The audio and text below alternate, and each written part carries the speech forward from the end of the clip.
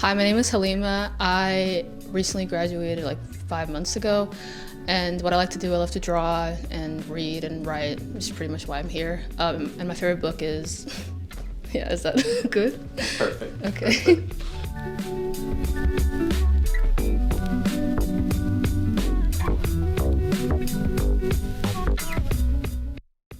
Nice to meet you, Halima. It's nice to meet you too. Thank you for coming.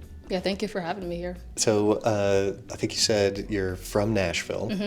First time, second time at this library. Yeah, this is my second time at this library. I haven't been here in a while, so it's kind of like maybe like, I don't know, like 7 years. It's been a while, so yeah. Nice. I love this space. Yeah, it's really nice. I awesome. like it so far. I would definitely want to come more, hopefully. Yeah. And so, recent graduate? Yeah, I went to school for too long, and I just recently graduated school, so yeah. What were you studying? I was studying journalism and public relations, so yeah, and now I'm just looking for jobs in Nashville. So. Nice. Journalism? You want to be a journalist? Or? Yes, hopefully. Yeah, maybe something like this. Nice. Yeah. Maybe. Looking out of the state capitol right now. Yeah. What draws you to journalism? I think it's just like being able to like get people's stories right, and like sometimes the ability to like tell people, like some people who don't have the voice to talk about things. That's kind of what I would want to do with journalism. Like, you know, that's pretty much like focus on more marginalized communities, stuff like that. So that's what I want to do. So I think it just draws me to that. So yeah. So you're a writer. Are you a big reader?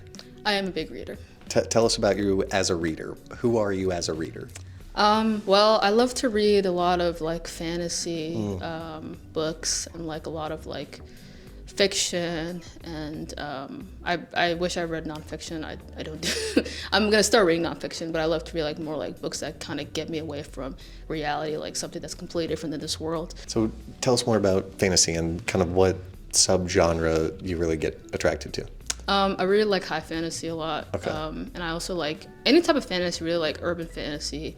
Just like any books that just, even the ones that take place like, you know, like Harry Potter that takes place in this world. And then you have like, it like, you know, there's like a whole Hogwarts, all that type of stuff.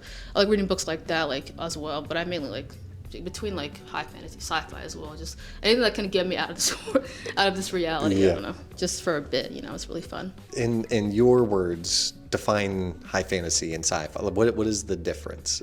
It's very different because I feel like with sci-fi, you have all these technical terms, and like it focuses on maybe, let's say, for example, this guy going into space. Recently, I read this book by Andy Weir. I think that's how you say his name. But like, he pretty much, this guy's into space, and like it talks about all these technical stuff, and like related to like science and all that stuff like that. And then with fantasy, is more with like dragons and, you know, like old kingdoms and, you know, like elves, you know. That's pretty much what, or at least with high fantasy, is like more with that type of stuff. So they're very different, but also they can like definitely like merge into each other, you know. So you know, fantasy, sci-fi. So And so when do you like to read? Like, what is your reading process?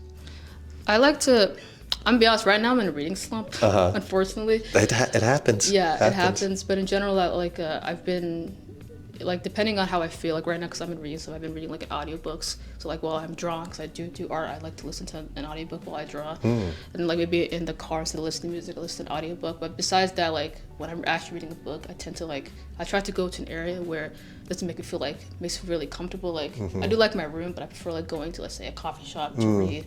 Or like even like the library near my house, like I go to that as well, just to like get myself out of like a chaotic area, just like something calm. So that's what I usually do. That's great. That's great. Well, let's get into your favorite book, your favorite piece of writing. Well, this book is not even fantasy. Okay. I was gonna like, it's just it's called Thousand Splendid Suns. It's called by Khaled Hosseini. It's not fantasy at all. It's like it's pretty much a book that it would happen in real life. So it's about like this Afghani girl. She's like forced into like being married, and like it also talks about like somebody it's like two different timelines, like about this one girl who's like a lot older than the other one, then about another girl, a different timeline, just completely different life. And they kind of like interact, stuff like that, because the girl, she ended up, you know, getting married to him. So it was like a whole thing. I think I enjoyed that. Like I remember really liking that book at the time when I read it. It just really hit me because the writing was really good. It's just like it just touched me a lot during that time when I read it. So yeah. And so you said good writing. Give me more on, so what do you classify as good writing? Like, what do you look for in a book that you would say, oh, that's really well written? It makes me feel things. I feel like that's what I classify as good writing. Like it's very poetic, the writing.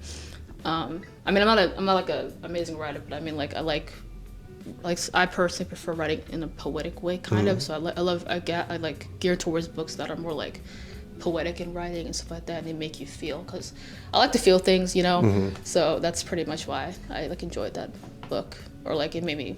I didn't enjoy it; it was really sad, but like you know what I mean. Yeah. But that's interesting that one of your favorite books made you feel sad. It takes you to that space. Yeah, it's a very sad book. I mean, if somebody wants to cry, I recommend reading that. Personally, yeah. And so most of the time you read high fantasy, Yeah. sci-fi. I would assume that's a little bit more exploratory. It's is. optimistic. So what about this sad book, going into your feels, so to speak? Like why is that so important to you? Why do you gravitate towards that?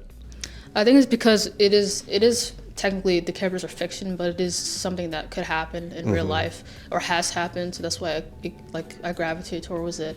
And it made me feel, because I didn't relate to the character, but because we were both, like, for example, we're both Muslim, so I feel like we kind of like I relate to that in that aspect. But in general, I think I needed to read that because I'm never gonna go there. So it's like it made me like at least see how it would be like being that person. So that's why I want to read more books like that. I haven't, but I want to. So Interesting. yeah. And you said it makes you think. When throughout your life you're just going through your day, when do you feel like you're affected by it? When do you think, oh man, like I thought about something differently because I read that book? I feel like it made me all the time, really, like especially when I go online on social media and then like I see stuff, or just like, let's say for example, I meet somebody, or like my neighbor, she's from Afghanistan as well, and her talking about her life, like it was like a month ago, she started talking about her life and what happened to her, and I was like, wow. And it made me think about that book, because it's both from the same place, and so it was like that. In those moments I think about it. And so you said it was recommended to you, and you have in turn recommended it to others. When do you recommend it to others, or who do you recommend it to, where you say, oh my gosh, this person would love this book, or they need this book right now? The last time I did was like 2017. There was one friend that I met doing an internship. She was from Pakistan, and we got really close in like our relationship like that as a friend. And I was like, you should read this book, because I think I literally just read the book like months ago, and I was like, somebody else has to read it so they can understand how I felt. Yeah. So I was like, you should read this book. And then I gave it to her my copy, and she read it, and she was just like, I never got her thoughts on it, but then when she I didn't get her thoughts on it while I was in internship, but like after that, she like wrote me like a long message. She was like, oh my god, this book made me feel so much, I related to it. So I feel like when I meet somebody who I feel like could relate to it, or not even just to relate to it, just like I feel like she could, I don't know, she needed to read that maybe at that time. Has reading the book affected how you write as a journalist? Yeah, it has. I remember after reading that book, I was very like thinking about more of that type of stuff, and it kind of made me realize that this is kind of what I would like to maybe like focus on. Like that's what I remember at that time, like especially in class, I would do like a lot of like essays or speeches about that, like topics related to issues related to that book. So I remember I was like very impacted by it. I feel like it made me think about a lot of stuff, and I definitely need to read more books like that. So yeah. So you're at the library today. Are you going to hang around? Did you bring a book to read? What are I you reading did. today? It's called Legendborn. It's by this she's like a very popular author right now, or she just had like a new book that came out, but it's pretty much like about this like it's a fantasy book. Yeah. So of course Nice. It takes place in this like world, and this girl is kind of it like relates to King Arthur, and like their world it's very interesting. Cool. I'm rereading it again. I've already read the book. I'm just rereading it again because the new book just came out. Nice. Are you a rereader? Yeah, I tend to reread books a lot, but like it's very rare, and it's very, I don't know, because I'm in reading stuff right now, so I'm trying to push through, but it's like so hard. But I am a rereader.